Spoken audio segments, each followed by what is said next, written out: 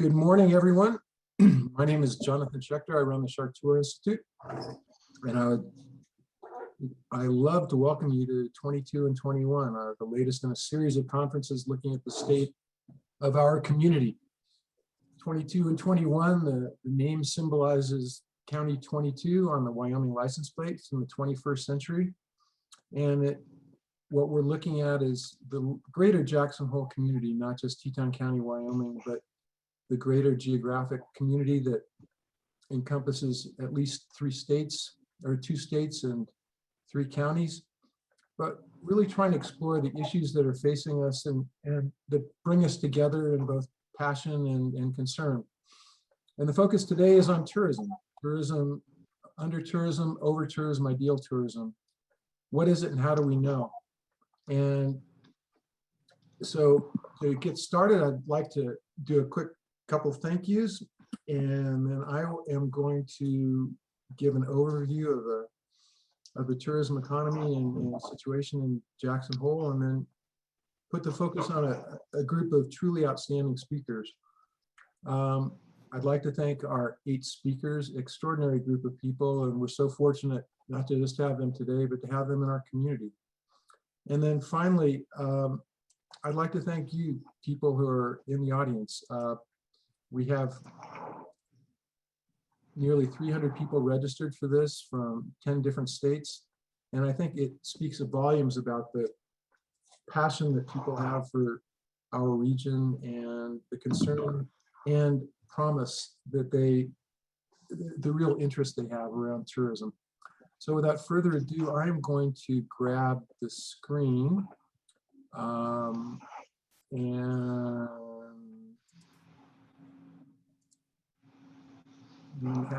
make a few remarks. So just to give you a sense of what it is that you can expect today, we are going to have 3 groups of speakers. The first, to provide some context, will be our public lands managers. And then we will have some industry perspective from folks in the local tourism industry and who care passionately about it. And then also finally, a view from beyond our region, 3 people who are looking at tourism from a regional, national, and international perspective. After each of the 3 speaker groups, the format will be the same. There'll be a Q&A. I will ask some questions, but also critically, you as participants in this Zoom conference will be able to put questions into the chat room on the Zoom feature, on Zoom's chat room. And we will compile those and they will get fed to me, and I will in turn ask them of the speakers. Obviously, we can't get all the questions answered, but we'll do our very best to focus on that. Following Q&A sessions, we will break into chat rooms. There will be 6 or so people in each chat room. You'll be randomly assigned, but then in order to make the conversation richer, we will allow you to, or we'll keep the chat rooms the same for each of the 3 chat room sessions. So hopefully, as you get to know each other a little bit better and understand your perspectives, we'll have a real interesting group of conversations. And then finally, at the end of the conference, just before noon, we will post in the chat room, we will post a link to a quick survey. And our request of you is not only to do a quick evaluation of the survey or of the conference, but also to share your thoughts about what you heard. Did you have any ideas that came out of this that you'd like to share with us? Again, with 300 or so people registered, we're not going to have time to have everybody doing their, be able to share their ideas, but through the chat room and then by reaching out afterward, we hope to. So without further ado, I want to give a quick overview of tourism in Jackson Hole as I see it. And I want to go back into our past and then take a quick look into our future. So tourism in Jackson really got going about 100 years ago with the era of dude ranching. It started up in the early 1910s and really hit its heyday about 100 years ago in the 1920s and 30s. Then following the Second World War, automobile tourism really began as people discovered their national parks, Yellowstone and Grand Teton, The counting methodology for Grand Teton has been funky throughout its history. And so those funny green spikes you see on the graph are due to changes in the counting methodology. But as you can see, more or less, if people are coming to Grand Teton, they go to Yellowstone and vice versa.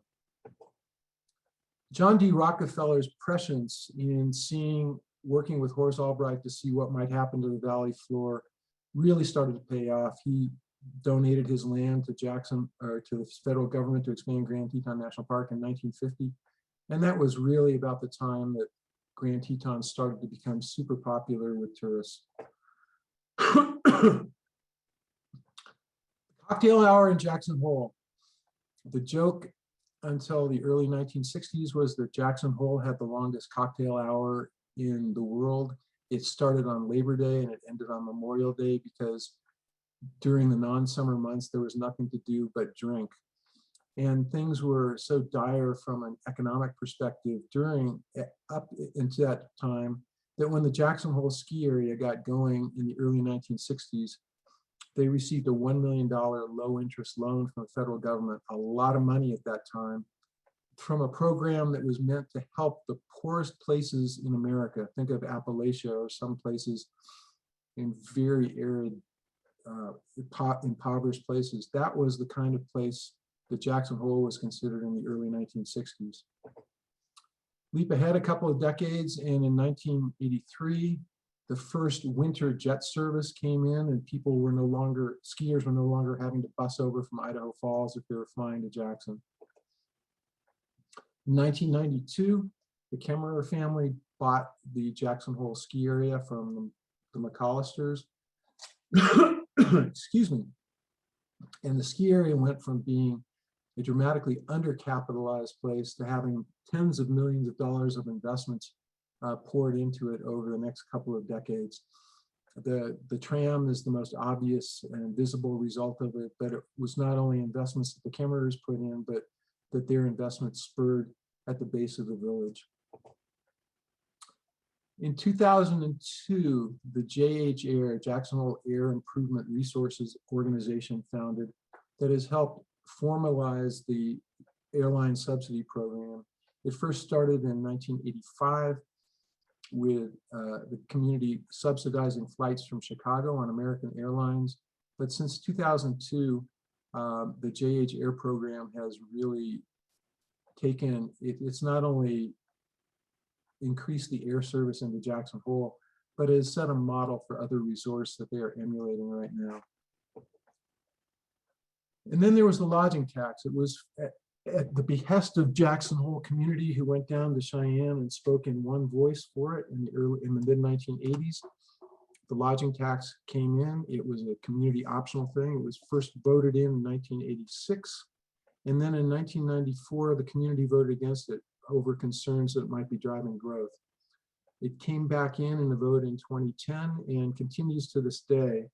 And the biggest thing that has happened since in the last couple of years is that the legislature, concerned about Wyoming's revenues, put in a statewide 3% lodging tax, or actually a 5% lodging tax. We in Jackson Hole continue to take 2%, but the state gets an additional 3%. And when they did that, they took away local control over it. So the lodging tax is here to stay, and it would have been imposed upon us by the legislature, even if we hadn't had one. So given all that, where are we? This graph looks at the 4 basic metrics we have of counting visitors since 1993.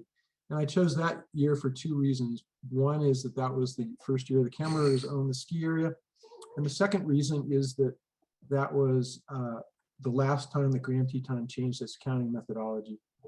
And so from a relative growth basis, what you can see is that during the last 30 years or so, there's been a huge jump in skier days at the Jackson Hole Mountain Resort, a huge jump in it, and they seem to follow each other in a similar path in enplanements at the Jackson Hole Airport.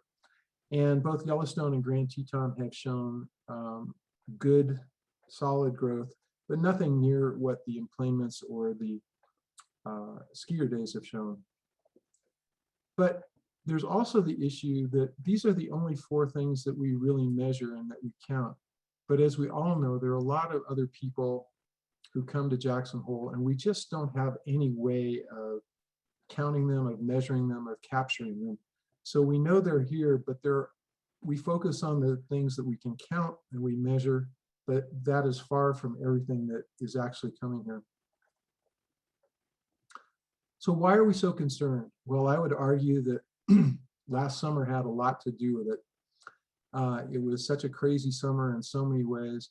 And what was really interesting, and Cam Shawley, thank you very much for providing me with the data for the each entrance gate last year. But right around June 25th of last year, things really changed where people started traveling in huge numbers. And as you can see from this graph, there were huge increases in the amount of gate traffic going through the South Gate into Yellowstone, out of the Jackson Hole Valley. And that continued through the rest of the year. And in fact, the South Gate's increase in traffic was much greater than in the other 4 gates of Yellowstone, much greater. And it wasn't just the people who were driving that was changing. One other big change that happened was that the type of person who was flying in here changed. There was a big drop in, as we saw in an earlier slide, in the number of people who were flying in commercially, but the number of people who were bringing in, the number of private planes coming in, went up about almost 50% just over the course of the year. Another big change that happened last summer that I think is really increasing to the community's angst around tourism is that the real estate market, of course, just exploded. And it really exploded in the second half. In the first half of last year, there was about $600 million worth of real estate sold. In the second half, it was 1.2 billion, which in and of itself would have been a record amount of real estate sales. And of course, taxable sales really dropped because of the pandemic. And as you can see, there's a pretty close parallel, the shape of the curves between tourism-related sales and total sales. So when tourism took a big drop, so did total sales. But the thing to take a look at here is that total sales have really come back up in the last 6 months, where tourism-related sales haven't. And the question is, what's going on here? Because the conventional wisdom is that tourism drives the local economy. But what's happened in the last couple of years is that no longer is tourism driving it, but people buying homes, building homes, remodeling homes, furnishing homes. That has been the big engine of economic growth in the Tetons, in Teton County, Wyoming over the last year. And as you can see in this graph, the blue line has started to diverge from the red line. The blue is build and equip, the red is tourism.